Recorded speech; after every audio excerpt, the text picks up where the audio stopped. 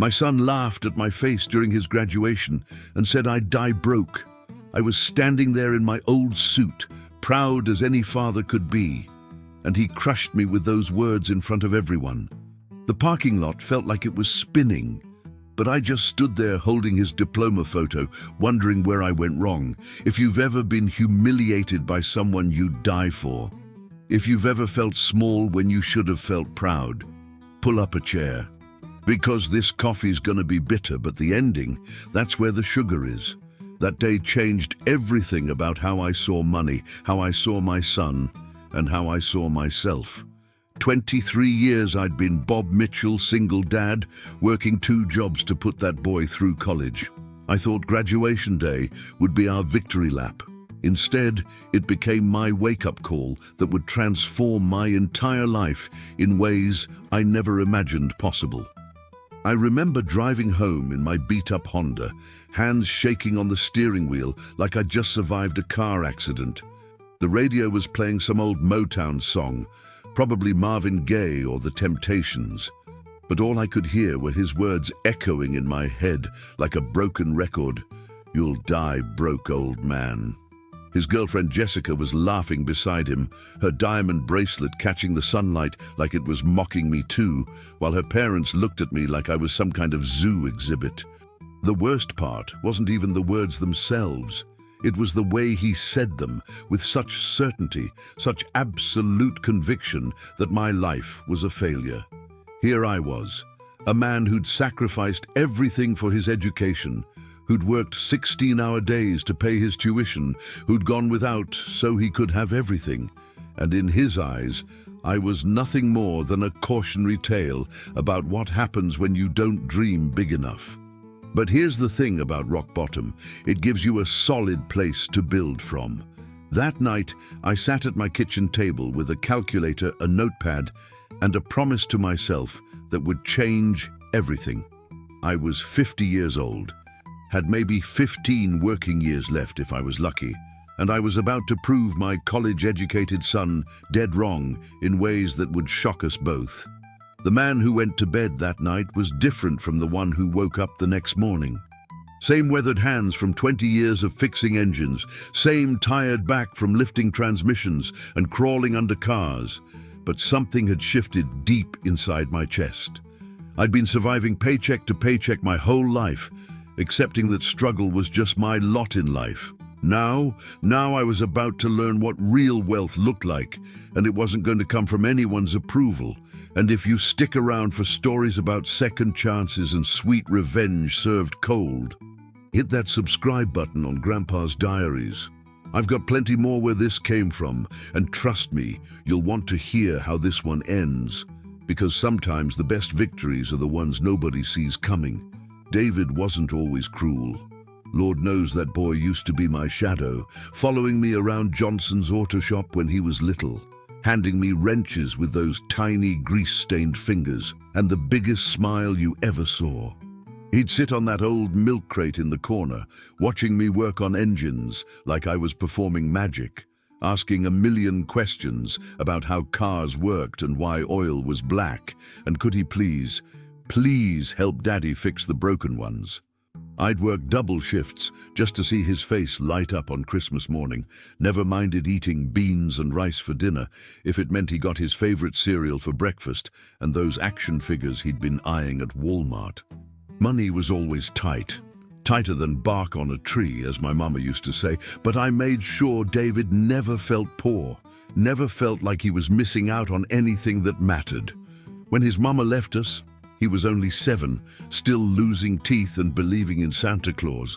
I made a promise that would define the next 15 years of my life. I swore that boy would never feel abandoned again, never feel like he wasn't enough, never wonder if his daddy loved him. I became mother and father both, learning to braid his hair for school pictures and showing up to every parent-teacher conference, even when Mrs. Henderson gave me those looks like I didn't belong there. Every parent-teacher conference, every school play where he forgot his lines, every basketball game where he spent more time on the bench than on the court. I was there in my work clothes, still smelling like motor oil and WD-40. The other parents would arrive in their fancy SUVs and pressed business suits, talking about their corporate jobs and vacation homes, and there I was in my dented Honda with the passenger door that stuck, but my boy was on that stage or that court, and that's all that mattered to me. I saved every penny for his college fund like it was a sacred mission. Worked at Johnson's auto shop during the day, cleaned office buildings at night when the rest of the world was sleeping. My back would ache something fierce by midnight, but I'd push through, mopping floors and emptying trash cans, thinking about David's future with every step.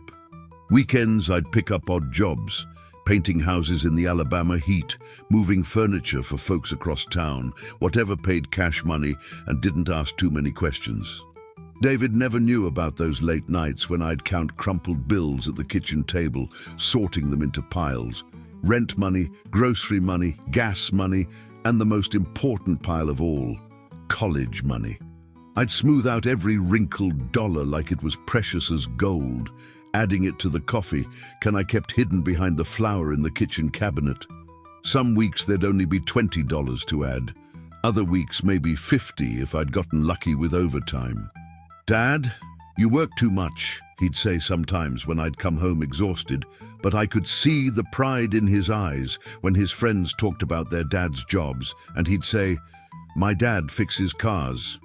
He can fix anything." Not true, of course.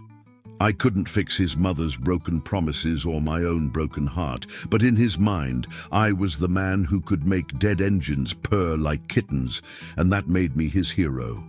The signs started during David's junior year at Alabama State, subtle at first like storm clouds gathering on the horizon of a clear summer day. He'd come home for Sunday dinners, our tradition since he was 8 years old, but instead of talking about his classes or his friends or the professors he liked, he'd make comments about our old furniture, the peeling paint on the kitchen walls. How embarrassing it was that I still drove that same Honda with its faded blue paint and duct tape bumper. "Dad, don't you want more than this?" he asked one evening in November, gesturing around our small living room with its mismatched chairs and the hand-me-down coffee table I'd gotten from the church rummage sale. I was watching the Alabama game, tired from pulling a double shift because Johnson's had 3 cars break down on the same day, and his words hit me sideways like a sucker punch. More than what? More than the home I'd built for us with my own hands? More than the love I'd poured into every corner of that house? The question hung in the air between us like smoke, and for the first time in my life, I couldn't find an answer that satisfied my own son. I looked around that living room, really looked at it, and tried to see it through his eyes. The couch I'd bought used when he was 10, still comfortable but showing its age. The walls I'd painted myself in colors I thought were cheerful, but now seemed faded and cheap. The carpet with its worn spots where we'd walked the same paths for years. Jessica's influence was like poison seeping through the cracks of our relationship, slow but deadly. She'd make little comments when she thought I couldn't hear. How quaint our neighborhood was, how David deserved better than growing up like this. How it was such a shame that someone with his intelligence had to come from such humble circumstances. I'd catch glimpses of her whispering to him, see his expression change from neutral to embarrassed, watch him start seeing our life through her privileged eyes. The worst part was watching him become ashamed of me. This man who'd raised him single-handedly, who'd never missed a birthday or a school event or a moment when he needed me. Parents' Day, his senior year, I showed up in my cleanest work shirt and khakis, same outfit I'd worn to every school event for 4 years running. But this time, David met me at the campus entrance instead of letting me come to his dorm room like I always had. "Maybe we should just grab lunch off campus, Dad," he said, not quite looking at me, his eyes focused somewhere over my left shoulder. I could see Jessica and her friends in the distance, all perfectly dressed and perfectly coiffed, and I understood immediately that I didn't fit into that picture. The blue-collar father with his calloused hands and work boots had become an embarrassment, a reminder of where David came from, a place he was clearly desperate to escape. I knew then that I'd become his dirty little secret. The man who raised him, who sacrificed everything I had and everything I could have been, was now too embarrassing to introduce to his girlfriend's sorority sisters. The realization cut deeper than any physical pain I'd ever experienced. Deeper than the herniated disc I'd gotten from lifting engine blocks. Deeper than the loneliness of all those years as a single parent. Graduation day arrived like Judgment Day, bright and merciless under the Alabama sun that seemed to beat down on everything with extra intensity. I'd practiced my smile in the bathroom mirror that morning, imagined the photo we'd take together. Father and son, both of us grinning like fools, dreamed of the moment I'd watch my son walk across that stage and know that every sacrifice, every sleepless night, every dollar I'd scraped together had been worth it. 23 years of single parenting, of choosing his needs over mine every single time, all leading to this one shining moment that was supposed to make everything worthwhile. The ceremony itself was beautiful. Hundreds of graduates in their caps and gowns, proud families filling the bleachers, speeches about bright futures and endless possibilities. I sat in the back section, the one designated for families who couldn't afford the premium seating, and watched my boy walk across that stage with tears streaming down my cheeks. For those few seconds, everything felt perfect. He was my son, my pride and joy. The living proof that Bob Mitchell had done something right in this world.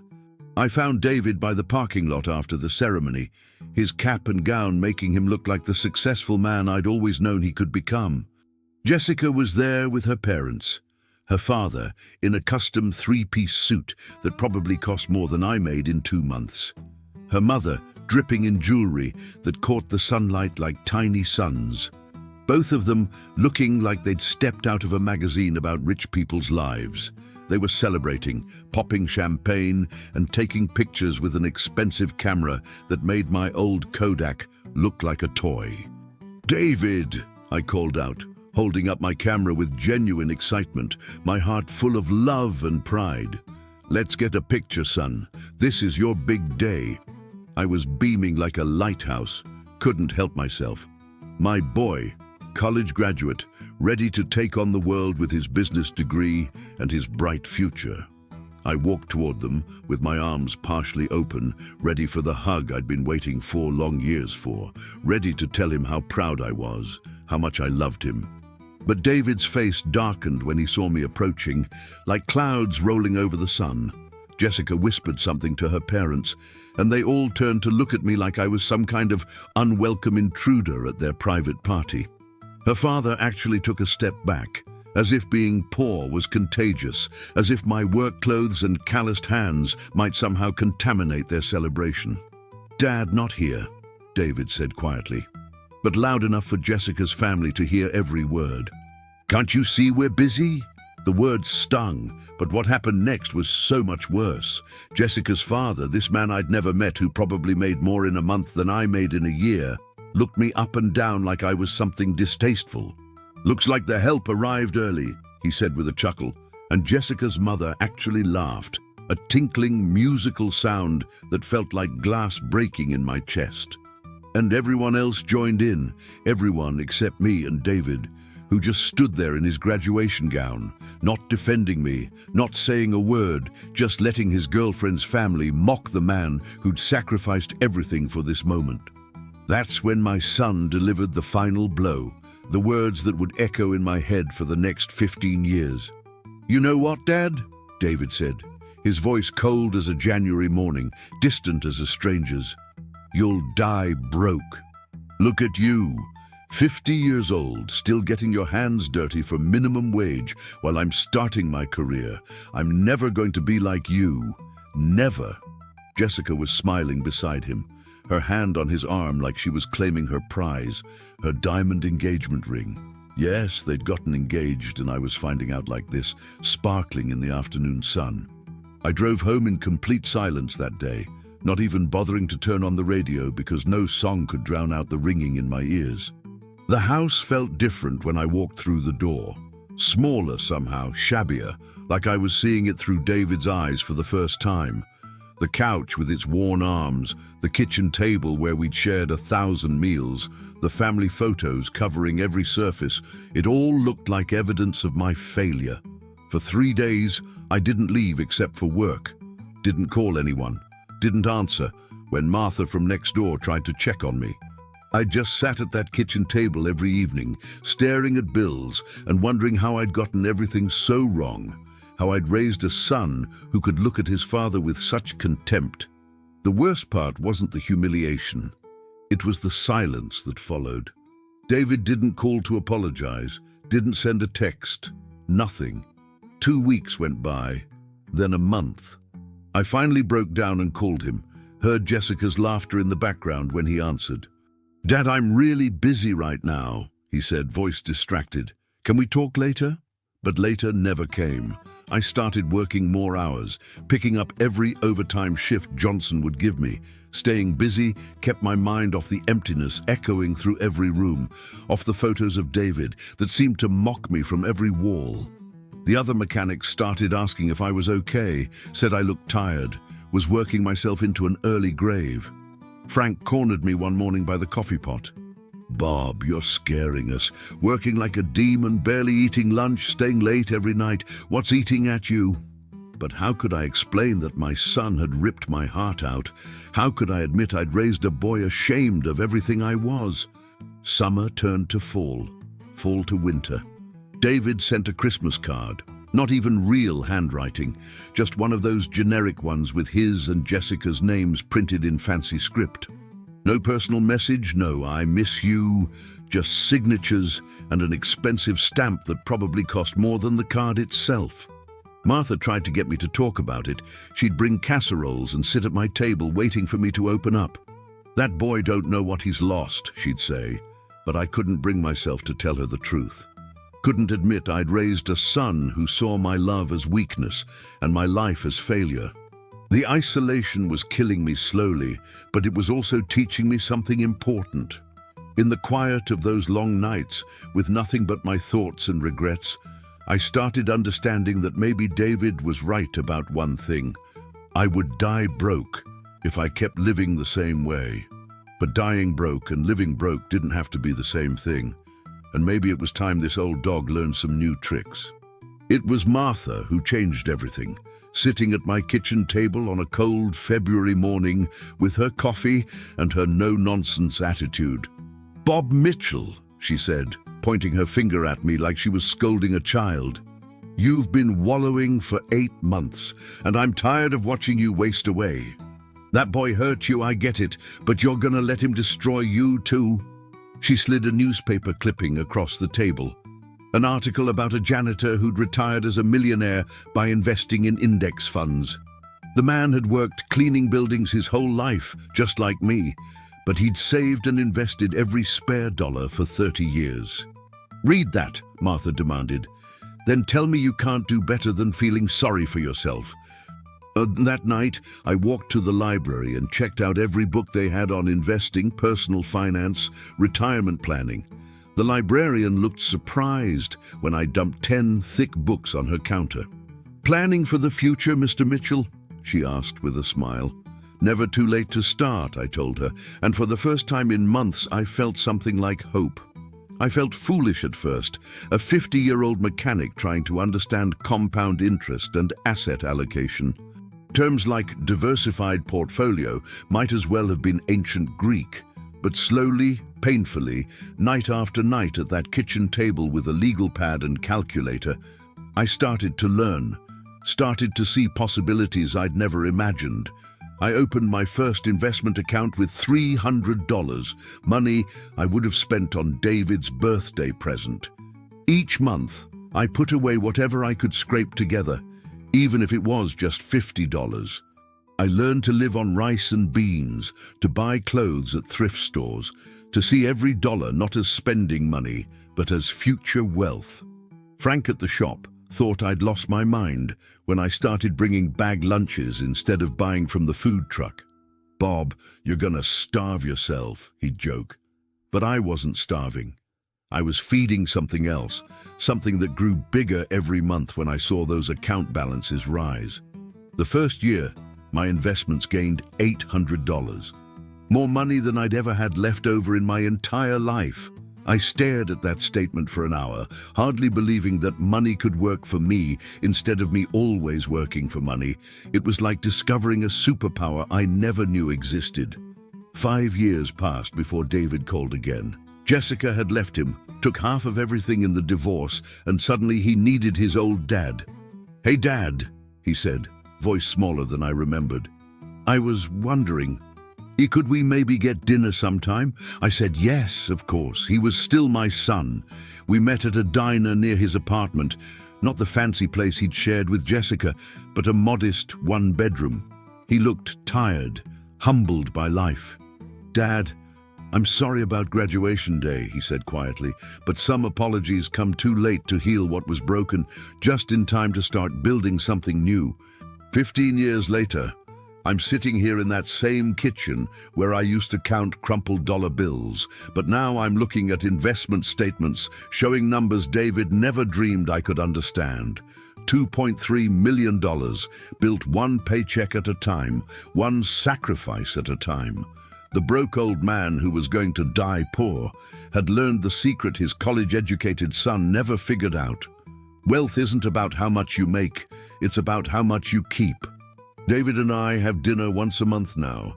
He asks for advice sometimes, not about money, but about life, about resilience, about picking yourself up when the world knocks you down.